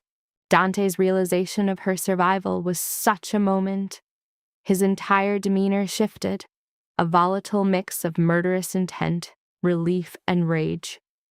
Releasing Riccardo sufficiently for Paolo to neutralize the older man, Dante crossed the room. He bypassed inquiries about her injuries, their presence self-evident from her condition. He cupped her face with a care that was emotionally devastating. "Elena?" He spoke her name as if addressing an old injury. She touched the blood at his temple. "Matteo is dead." Was the information registered, a truth that manifested as a profound internal flinch. "He gave me this," she said, presenting the keycard and the access. Dante briefly closed his eyes, a single inhalation before pressing his forehead to hers. The gesture was wordless, raw, and more intimate than a kiss. From behind them, Paolo vocalized, If declarations of feeling are imminent, please proceed while I'm subduing a geriatric. Emotional compensation is requested. Ricardo laughed through bloodied lips. You see, this is how love subverts discipline. Dante turned, his expression embodying the worst narratives about him, not through noise, but through a stillness primed for lethal efficiency. The potential for a fatality among them was a shared, unspoken understanding. Ricardo was aware and maintained his smile. Chapter 10. The River House. The man he executed was a surrogate father figure. Ricardo's life was preserved for precisely 43 minutes, long enough to secure the warehouse, for Mia to compel Paolo onto a gurney over his protests about aesthetics, and for Teresa to arrive and offer a prayer that bordered on a threat. It was long enough for Dante to stand in a freight elevator with a handcuffed Ricardo at his feet, in a state of such radical stillness that movement itself seemed to be internally rationed. The 43 minutes ended when Ricardo mocked Matteo's death. It was not the betrayal of Lucia, the years of embezzlement, or the abduction that served as the final catalyst. Matteo, despite his failings, had died in an act of attempted restitution. Ricardo's mockery of this act was the trigger. Take him to the river house, Dante ordered. There was no dissent. The river house, located on the southern fringe of Salvatore territory, was a place where urban sprawl yielded to industrial gloom. Formerly owned by Dante's grandfather, its name was spoken with a reverence that conveyed its purpose. I chose to go. Dante advised against it. I'm concluding this tonight. He stated in the armored vehicle, his temple showing dried blood he refused to have treated. As am I. This is not your concern. That individual murdered my father, trafficked your sister, and had me abducted. My voice was more stable than my internal state. Do not dictate the boundaries of my life's work. He regarded me for a sustained moment before giving a single nod, a gesture of permission, surrender, or respect. With him, the distinctions were blurred. At the river house, the atmosphere was heavy with the scent of lake sediment, old polish, and history. The upstairs study featured taxidermy and an unlit fireplace. Ricardo was bound to a chair on the central rug. Matteo's replicated file was on the desk beside Dante's firearm, clarifying Dante's intent. The objective was not torture, but the establishment of truth. His interrogation mirrored his combat style. Efficient and without superfluous language, demanding dates, names, and accounts. He cataloged accomplices from police captains to cousins. Ricardo answered some queries out of arrogance, lying about others from ingrained habit. I stood by the desk, cross-referencing his statements with my father's data, identifying the financial pathways my father had taught me to trace. This was my function in the final act, not as a liability, but as verification. When Ricardo denied a Vatican account, I produced the prayer book, open to the relevant indentations. The pressure you applied here was excessive, I noted. My father identified the transfer because you laundered an emergency payment through church restoration funds. A genuine conservator would not abbreviate pigment purchases in that manner. Ricardo's gaze held a new level of interest. Carlo was a good teacher. Sufficiently so. Dante's eyes met mine, a flash of pride, volatile and dangerous. Ricardo observed this interaction. That is your vulnerability, he said quietly to Dante. Not affection, recognition. You desire for her to perceive the man separate from the weapon. It impedes your decisiveness. And you, Dante queried, what accounts for your pathology? Ricardo strained against his restraints. Precision. No, Dante corrected. It's cowardice masked by civility. The ensuing silence was profound. Then Ricardo, typical of narcissists, certain of their worldview, escalated to the personal. "Your mother pleaded," he said. "It was distasteful." "Lucia did not. She observed me as if I were a disappointment." "Much as your wife does now." Dante moved with such speed the chair tilted before the action registered. He seized Ricardo by the throat, hoisting him partially upright. The sound of the floorboards cracking under the strain was stark. For a single second, the future Ricardo engineered was visible. Dante devolved into a pure instrument of rage. "Dante!" I said, just the name. He stopped, not due to any mystical control, but because his core identity could still process my voice from within his pathological state. His grip marginally relaxed. Ricardo smiled, blood coloring his teeth.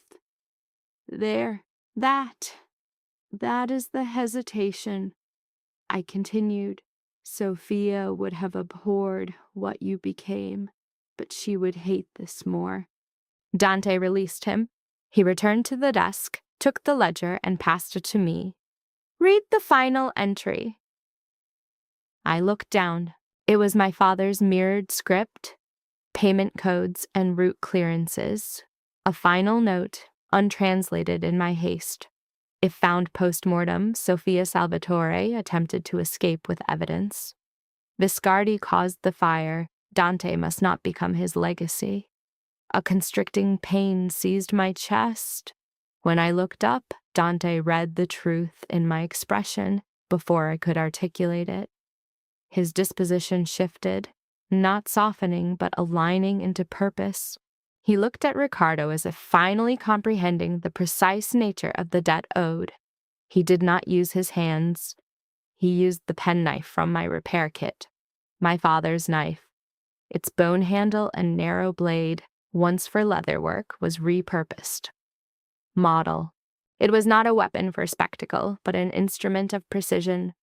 Dante utilized it to sever Ricardo's restraints. A single, disoriented laugh escaped Ricardo. Subsequently, Dante set the blade on the desk, propelled the evidence file across the wood, and activated the recording device on Matteo's recovered phone. The directive was clear.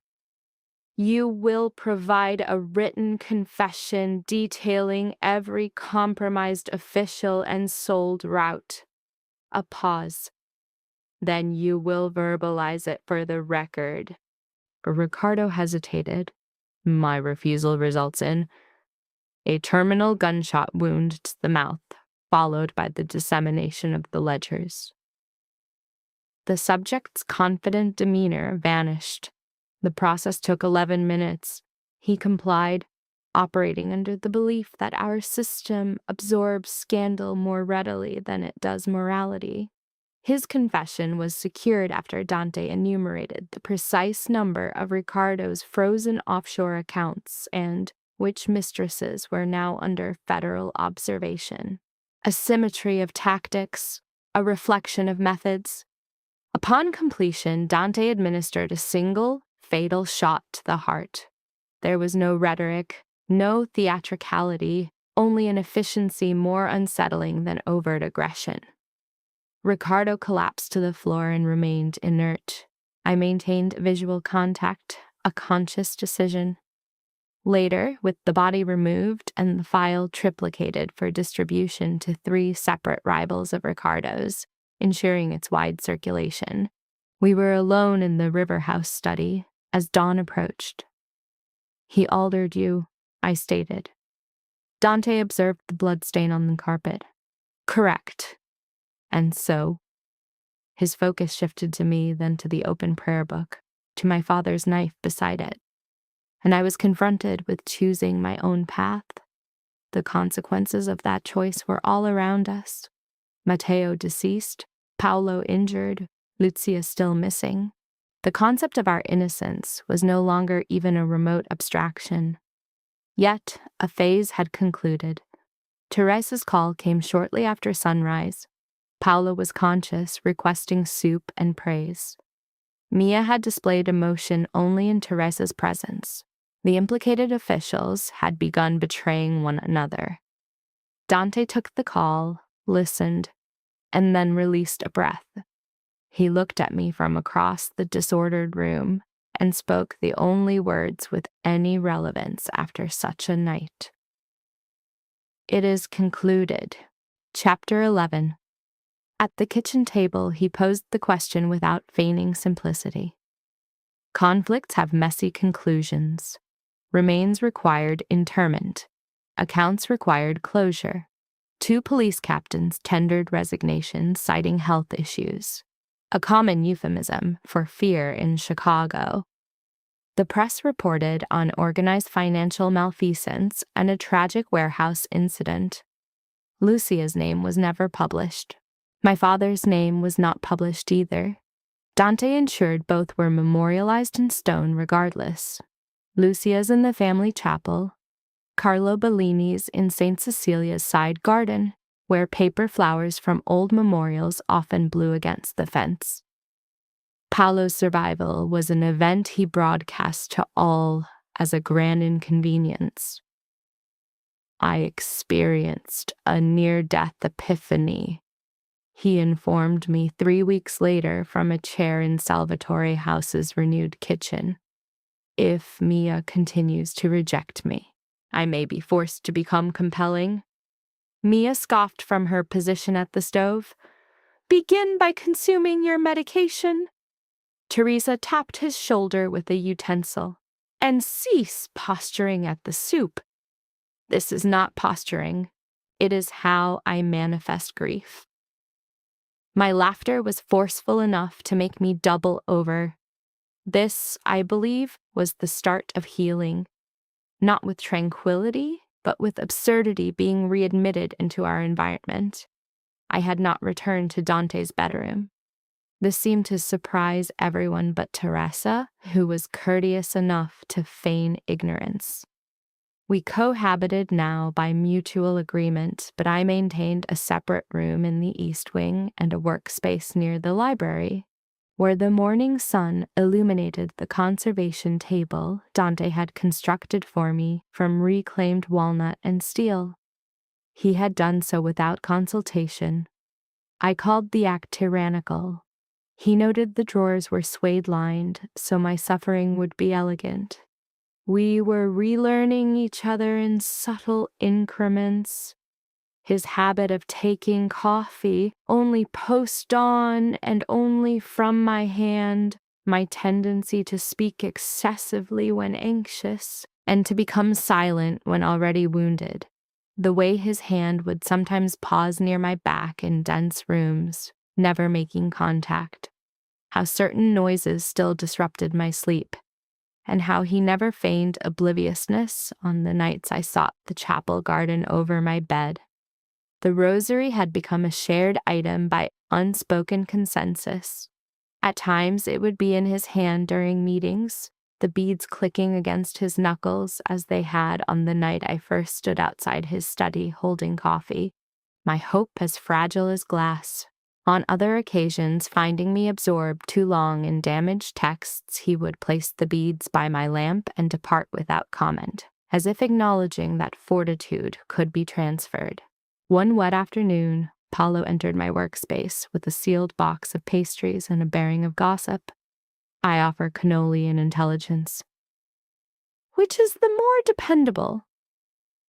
The cannoli, tragically. He took a seat unbidden, his voice dropping. He's kept the ring in his desk this whole time, you're aware. My hand froze above the torn manuscript I was mending. What ring? Paolo gave me a look of disbelief. Elena?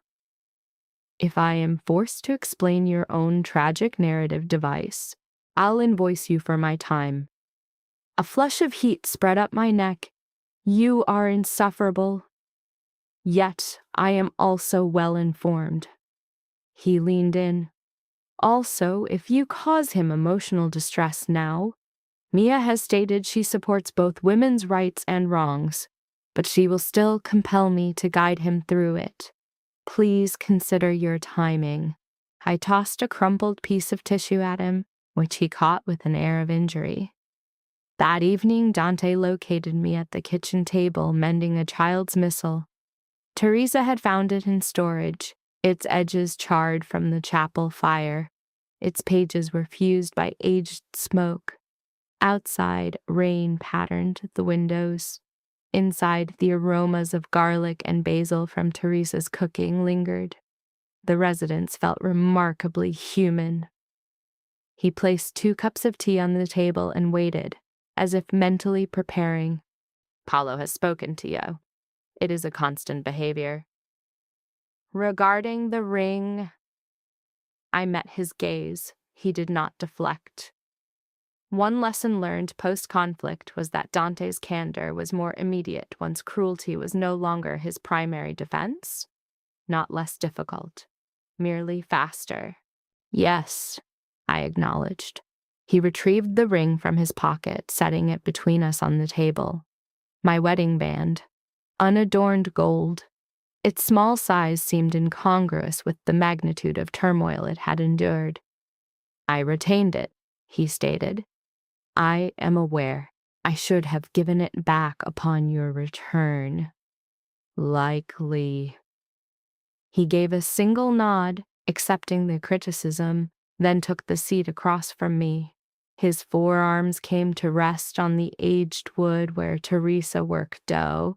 Paulo lamented his fate, and I had somehow found a place. "This situation cannot be a fantasy," he said. I almost smiled. "That is a relief. I am ill-suited to passive roles." His expression softened, a rare occurrence noticeable only because its possibility had been so dearly bought. "No, you are not." The rain intensified against the panes. He glanced at the missile before me. Its charred leather cover was held open by soft weights. "You rescued that," he remarked. "I stabilized it," I clarified. "Rescue is a later stage." "Is there a distinction?" "Yes." I smoothed a page with the bone folder. "Stabilizing ensures it suffers no further damage from my handling. Rescuing means it can be handled again without fear." A silence fell. Then, with his characteristic economy, he bridged the entire emotional gap in one statement. "Teach me the latter." I studied him for a long moment. This man, implausible, violent, self-controlled, who had once claimed he never loved me, now sat at a kitchen table requesting not forgiveness or romance, but instruction on how to preserve what was important. My throat constricted. "What is it you are asking, Dante?" He picked up the ring, rotating it between his thumb and forefinger, while the rosary beads in his other hand clicked against his skin. "I am asking," he began, "if you would marry me now. Not due to your father's request, nor for the protection of my name, but because I understand the cost of your absence, little saint, and I intend for the remainder of my life to be an honest response to that knowledge." There it was, unembellished, unsanitized, burdened by all that had passed. I began to cry at once, a reaction both mortifying and seemingly unavoidable. He made no move to comfort me, but simply waited with that formidable patience, allowing me the moment's truth. "Yes," I said at last, "but should you ever address me as you did that night in the study, I will appropriate half your art collection and all of your coffee." The slightest hint of a smile formed on his lips. "Extortion suits you."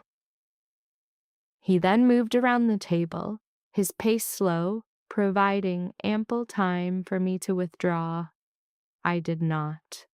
He placed the ring back on my finger with hands that had taken life and given protection in equal measure, and his kiss, this time, was warm, certain, and freely chosen.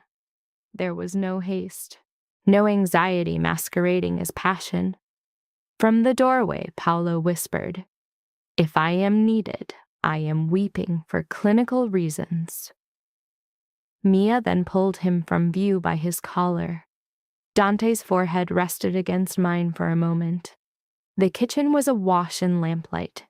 The rain marked time against the windows. Neither the house nor its occupants regained innocence. But when he said, "Join me in bed when you are finished, little saint," the words conveyed no command I felt compelled to defy, only a sense of belonging. Chapter 12. The linen strip. He observed the same pattern and eventually gave it a name. 10 months on, the first sound I registered was the rosary. Click, click. Not from beyond a locked study door, but at my own work table. Afternoon light streamed across restored ledgers, sharpened tools, and a dish of lemon rinds Teresa insisted mitigated the scent of academic melancholy. The new Bellini Salvatore Conservation Facility was housed in the restored carriage house. Part archive, part laboratory, financed by funds Dante once allocated for less virtuous endeavors, now legally channeled, to his perpetual annoyance, into church and neighborhood records. Archival records and familial ephemera deemed insignificant until exposed to elemental damage. I was examining a compromised marriage ledger from 1924 when the subject Dante entered without protocol. Certain behavioral patterns persist. Attachment does not override conditioning, it merely refines its expression. He had discarded his jacket somewhere between the primary residence and my workspace. His cuffs were folded once, necktie loosened, his hair environmentally disturbed. A superficial laceration marked one knuckle, likely from the crate mechanism he had insisted on manipulating personally, a rejection of delegation consistent with his narcissistic profile. The rosary beads produced a single click against his ring when he registered my observation. I closed the file. What was the object of impact? A resistant container, and the container prevailed? A micro-expression flickered at the corner of his mouth. The sneer smile was still a startling clinical marker, not for its current infrequency, but for my recollection of its total absence. I moved around the examination table, secured his hand, and oriented it palm down beneath the light source. The evidence was clear, a clean linear wound along the knuckle, irritating, not critical. I proceeded without seeking consent, a dynamic established during our initial encounter and maintained since. Extracting a linen strip from my apron, I dressed the injury as if the trauma was of greater import than the instigator, the subject's identity, or all the constructs his pathology once deemed impossible. His focus remained fixed on my face throughout the procedure. Outside, juvenile subjects from the parish institution were being escorted through the chapel grounds for a historical lesson. Their vocalizations carried through the open window, akin to birds lacking a developed fear instinct. Within the residence, Paolo was overheard lamenting the negative impact of paternity on his abdominal musculature. Mia, his spouse contrary to all rational prediction, instructed him to hold the infant as a precursor to enforced silence. Teresa's laughter was faintly audible, a sound that altered the ambient atmosphere. As I secured the knot, Dante's fingers contracted around mine. "Observe," I stated. "You will maintain viability." Affirmative. Yet he did not release his grip. His pupils had dilated in that familiar historical manner, no longer indicating threat but a psychological depth that simultaneously made me feel scrutinized and selected. I recognized the state It continued to induce a physiological disquiet, as perhaps some displays of attachment should. "Clarify," I requested softly. He exhaled sharply through his nostrils, the beads articulated against his knuckles. A click. "Are you aware," he began, "of your initial effect on my psyche?" I produced a slight laugh. "Binding you through a contract of questionable validity?" His thumb traced the interior of my wrist, where my pulse rate elevated. "Negative." His vocal tone shifted, lower, more authentic. "In the study," he specified, "with blood on my hand, a male subject near expiration on my carpet, a standard fear response would have been adaptive. You should have retreated. Instead, you advanced toward the wound." I could recall every stimulus of that event: the bitter coffee, the scent of cedar and aggression, the verbal catalyst for my breakdown, the portal I had secured behind me, understanding that remaining would have caused a diminution of self. "You identified that response before I did," I observed. "I identified it before I understood my condition was terminal." A smile formed, despite the constrictive sensation in my throat. "Terminal?" "Correct." His gaze remained unwavering. "You rendered me cognizable in an environment where, for years, I had functioned solely as an object of fear. Do you comprehend the psychological cost?" I accessed memories of Lucia, Sophia, Ricardo, Matteo, the river house, the train platform, the kitchen table, all iterations of him that had existed between the weapon and the individual, choosing repeatedly to be both without allowing the former to consume the latter. "It cost you the mechanism that feigned self-sufficiency," I posited. A slow warmth spread across his features. Not surprise, but reciprocated recognition. "Yes, my little saint." The designation was deployed one final time, replete and gentle, containing the full narrative of our case history. He raised my hand to his lips and made contact with the linen dust on my knuckles. He then retrieved the rosary from his pocket, placing the totemic object on the table to separate us. "Black Und,"